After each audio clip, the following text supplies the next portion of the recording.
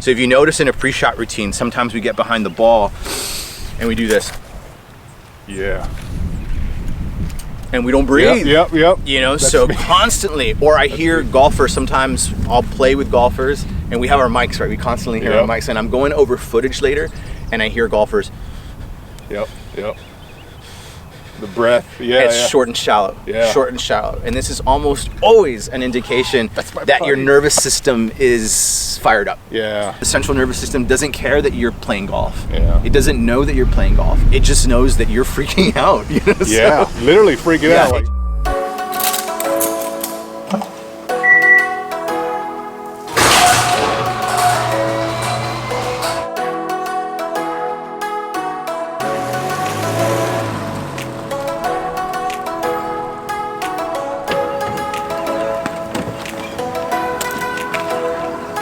it's a beautiful morning out here. Roy Kaiser. Beautiful sunrise. You can see that back there. Look at that. Absolutely beautiful. But I forgot my golf clubs. Completely forgot my golf clubs. Got my gear, got my golf shit. We're still gonna do some filming, we're gonna do some shooting, probably gonna do some mental game work, and just kind of see what we can do while the time that we're here. Hey, he just walked out.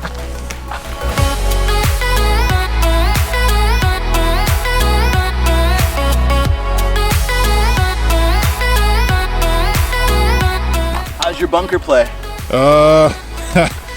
Not great. We should do that.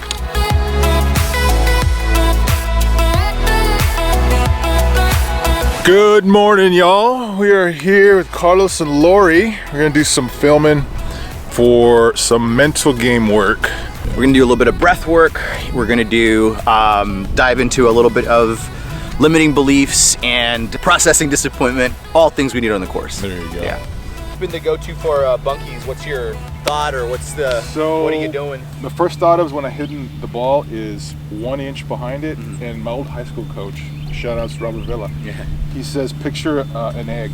The ball's the egg, and then that little, like the white egg white is around it, and then just hit an egg white. Yeah. If I have a couple of bad shots before, whether it's a previous round or the practice, then that's in my head. Gotcha. And most of those missed shots are hidden fat, where it's just like it barely makes it out of the bunker, if that. Gotcha. If you had to sum up your bunker game in one sentence, what would it sound like?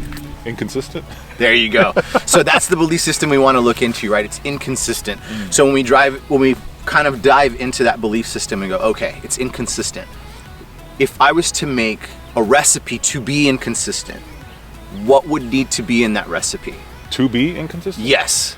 If you wanted to make a golfer inconsistent in the bunker game, what would that golfer need to do to continually stay inconsistent? Like no practice at all? So where's the bunker practice today? Your bunker practice. Do you practice? Oh, no. In the bunker? Normally, no. Aha! Never. So there we go. Busted. So if we have this belief system around certain parts of our game, and then we look at, well, what's going on? You know, as far as like the practice, how are we practicing? How much are we practicing, right? So as soon as we dive into that, you kind of start to see parts of the game that are like very well rehearsed and very well practiced, and those are the things we do good at. And then we look at parts of our game that are kind of, you know, not as good. And then when we look at the practice, we go, oh, well, no wonder, right? So you'll see people hit driver, and they typically feel really good with it because they practice it so much, or I practice so much this, or I practice so much that, right? So I think that's a big part of eventually changing the way we think about that particular thing, because it ends up being a cycle. So it's like, oh, my bunker game's inconsistent. And I'm sure right now if I asked you, do you believe that? Wholeheartedly, right? I believe my number is inconsistent. So that belief system subconsciously keeps us from practicing, because I believe wholeheartedly my bunker game's inconsistent. So because we believe it, we stay away from practice. You don't even realize it sometimes. And then we fulfill that belief. Wow, that's true. I didn't even think about it. Because I normally never practice bunker shots. Yeah, so I tell you, like, I've seen your driver, it's phenomenal. How do you feel about your driver? Confident, right? Yes, confident. it shows. You hear that. How often do we practice it? Every time. All the time. Every time. Even before a round, I'm out there, you know? Yes, absolutely. You know, so sometimes, you know, you could take your game, my irons are, fill in the blank. My putter is, fill in the blank. My wedge game is, and then kind of start to like dive deep into it. You know, and sometimes you don't have to go too deep before we go, oh, I see what's going on here. You know, the gist is belief systems, you have to fulfill them. Right. You have to fulfill them. Today we'll kind of start the wedge game around the bunkers, get out and do some of short game and a little bit of everything, and kind of show it the love that the driver gets a lot of. Dude, right? yeah, man, I'm excited because in the channel, a lot of the shots of the games that I'm playing, drivers just down a straight. The shot tracer loves that shot because it's easy to trace. Your drive, I want your driver, man. Yeah, thanks to Francis, because that one lesson that helped me out a ton. One lesson with Francis gets you back into shape. But like you said, I'm always practicing. And then short game, bunker shot is just, when was the last time I was in a bunker? What did I do? How did I hit it good? Those kind of thoughts, Yeah. And if I hit it bad, I'm upset, but it's like, of course. But what happened? Yeah. Of course. And then that cycle spins, so I'm glad that you brought that up. We go out and we do it on the course and it doesn't perform, and there goes the cycle. Yeah. There goes so like cycle. I'll end up, like I say, hole one, I'm in the bunker, I hit it fat, I'm upset, and obviously because I'm not practicing it, but then I'm noticing that impacts my round. But in the videos when I'm editing, I'm noticing, I'm talking to myself, I'm like, man, I'm still thinking about a double bogey I made 3 holes back. Yes. And it just, I could see it ruin my game throughout the whole. Definitely record yourself playing golf and talk to yourself. You'll catch things. Yeah, man. I noticed that. Yeah, and that goes back to the mind on the course, right? I mean, this is on the course and in life. The mind can be in 3 places: past, present, future. And that's what golf teaches, right? It mirrors life, and we're here to play this beautiful game so that we can train ourselves to be present. And that is super intuitive. Anytime a golfer can catch themselves like, hey man, I am on hole 14, but my mind is on hole 9. Or, I am on hole 8, but my mind's already on 15 in the future, right? And as we describe it, future, anxiety, past, depression. We catch ourselves in any one of those stories, or repeating the same story, or like being upset at yourself over that bunker that you didn't get out of. Like you said, sometimes we've got enough patience to kind of get through a few, and then after a while it's over. It's over. And then we linger and spin and spin and spin. Yeah. And you end up hitting shots not fully present. Right. And that's when weird golf happens. Yeah. So we're going to try working some stuff today. Let's do it. Shout outs to Carlos and Lori. Appreciate you guys coming here. Hi, babe. What's up? I'm behind the Lori's camera. behind the camera. Excited. So what do you think? Let's do it, man. Yeah, let's just get some confidence back into this part of our game. We'll work on some sand wedges, and we'll kind of bounce around together and, work on some different concepts. But I hit bunkers exactly the way you do, and I'm sure that's, typically the norm, about an inch behind. Yeah. But I think today it's the theme is going to be being brave, because I think sometimes we approach the bunker and we get scared. So I've noticed, and I think a lot of good players come and don't see a big deal out of this. I'm just going to smack the sand about an inch and a half behind and just throw it out there. There you go. There we go. Nice. So yeah, it's surprising, like how much swing that is for 20 yards. Right. It ends up feeling like a full swing. So we'll just kind of, even if we blade it or whatever happens. Jeez. There you go. Dang. So give that a shot, bud. And the theme is just feeling confident, let it happen. Whatever happens, happens, right? Okay, so like right now, first thought in my head was, don't hit it fat. The brain here is hit it fat. So replace that thought with what you do want. Hit an easy, basic bunker shot. There you go. There it is. What? Dude, and that's not a close bunker shot. That's got some distance. One thing that we like to do, and we'll go over it here shortly, and that's processing disappointment. And sometimes it's just, there's a technique that we like to call name it to tame it. And we see guys on the tour use it. And it's, if you're disappointed, it's just call out your emotion. Oh man, that's disappointed. I'm disappointed. Verbally saying it gets it out, right? If there's a negative one, name it. If there's a positive one, name it. So either one, just because there's this, one's positive, one's negative, but they both deserve that attention from both of us. Right. Identifying emotions on the course is definitely very beneficial to staying out of an avalanche or keeping the confidence rolling. So like pre-shot routine on something like this, is there approaching like a difficult shot where like I'm in the bunker, I want to get par because I'm gonna close to shooting my record or whatever? Yes. Is there like a thing, because at that point my head's gonna start spinning. Yes. Right, if I get this up there, like a 1-putt par, and I'm already, you know what I mean? Like I'm zoomed out and I'm not present. I tell you what, it's very difficult to focus on the negative stuff when we're very breath focused. Okay. So the breath is always in the now. So if you notice in a pre-shot routine, sometimes we get behind the ball and we do this.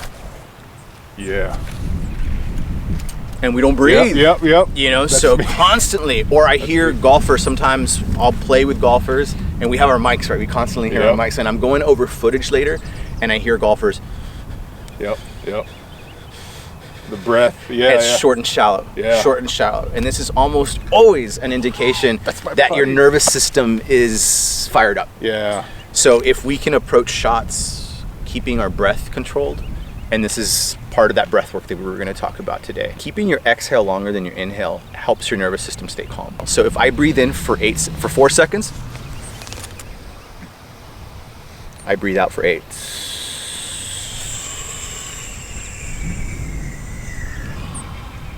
Oh, and that calms down the. Ooh, man, I felt Yes. good right there for a second. Yes. So what happens What is was that your central nervous system is connected to your breathing.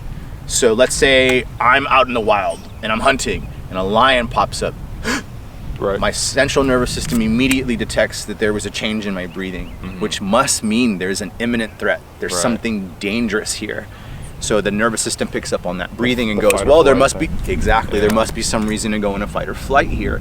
Fight or flight goes on. And what is its core? Like, what is it designed to do? Keep us safe, right? So if there's danger, we need extra power to evade. We need extra power to fight. So adrenaline hits your system, right? It gets into your blood like this. Yeah. And then what does that adrenaline do? It creates funky angles and weird things that we don't normally do because we have this extra strength in our blood. And that makes us do weird, funky things in our body movements where we're calm and collected and feeling good. Things are just smooth and we feel confident. But that adrenaline hits and we do some funky things. You'll be putting and all of a sudden you'll throw wrists in there that you don't ever do, or you'll just jerk it this way. And it's that extra adrenaline in there that we do not want because, again, it just does funky things to the swing. Right. If you're focused on your breathing, guess what you're not thinking about? The past or the future. Right. Bad shot before, Yes. or I need a birdie now to get that. Yes. Yeah. I do that a lot. Yes. It's very hard to hold two thoughts simultaneously. We just can't do it. You're going to do one at a time. You're either going to be in the past, you're going to be here in the now, or you're going to be in the present. Right. And that's where meditation comes in, right? As we were talking the other day over the phone, your meditation is going to decide how good you are present here. Now, don't get me wrong.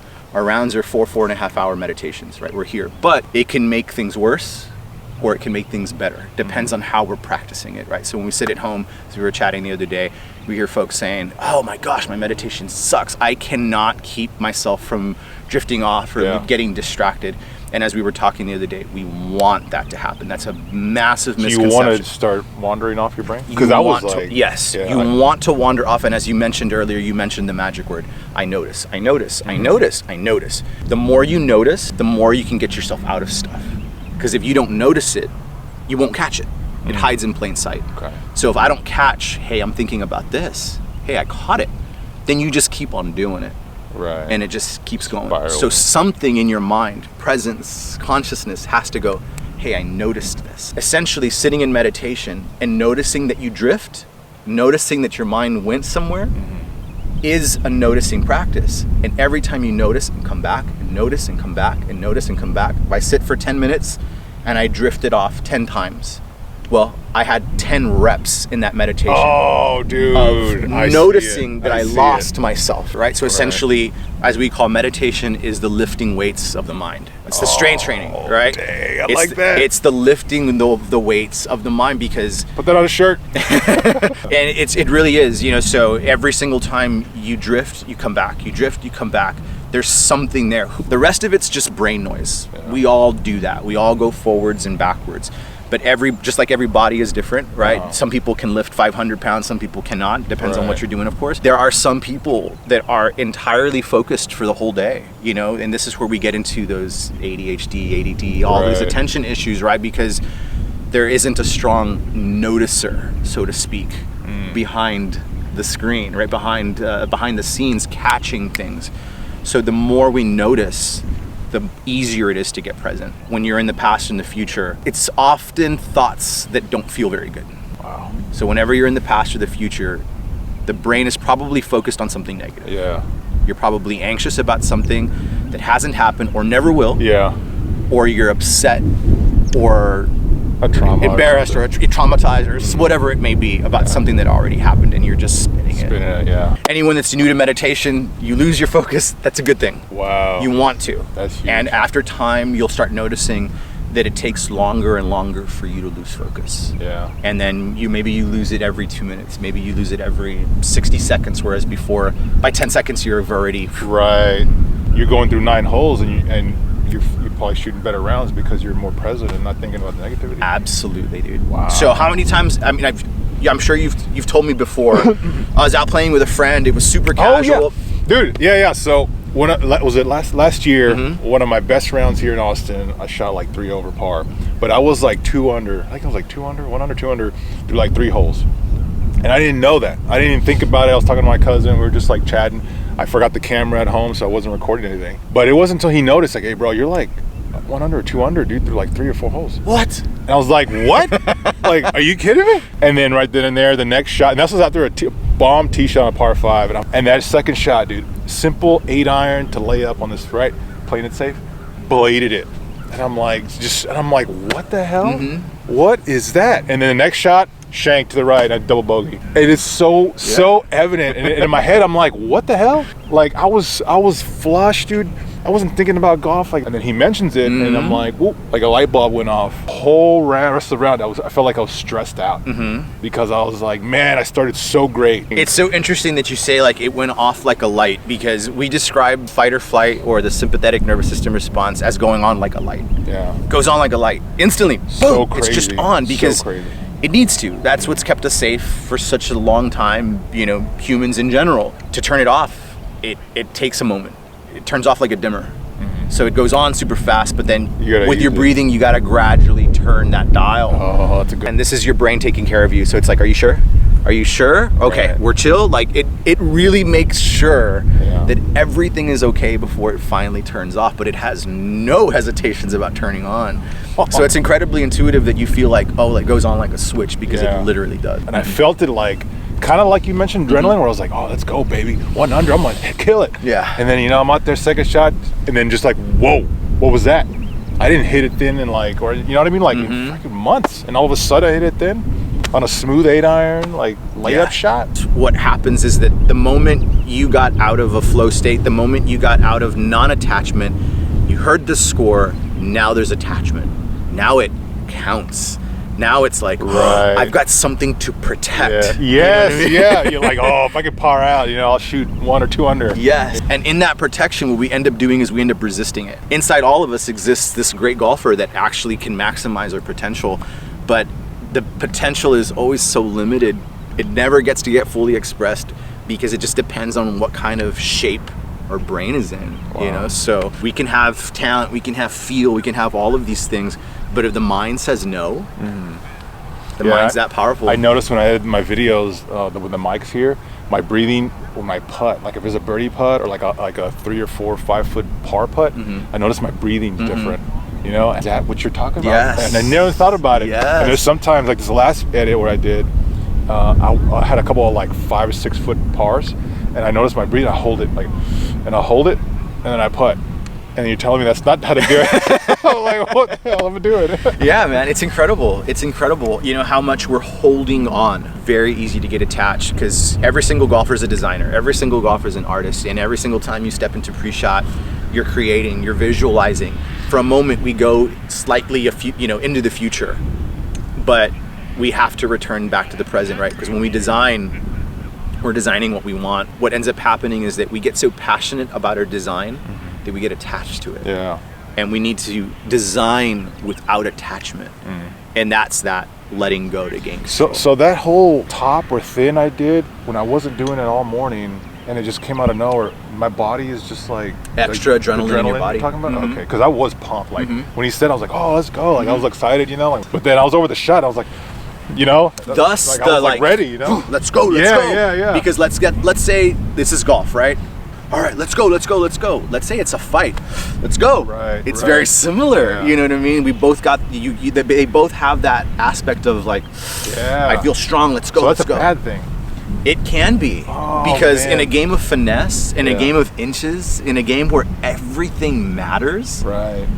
we don't want jagged edges, and that's what adrenaline does. It creates jagged edges. Yeah, man, the central nervous system doesn't care that you're playing golf. Yeah. It doesn't know that you're playing golf. It just knows that you're freaking out. You know? Yeah, so, literally freaking out. Like, it just knows that this thing means a lot to you, and that's that attachment. So that moment, if it were to happen again, I need to literally take a step back and just breathe. The 4 seconds. Yes. When I first started implementing these things into my game, what I first started to notice was a new pattern in my game.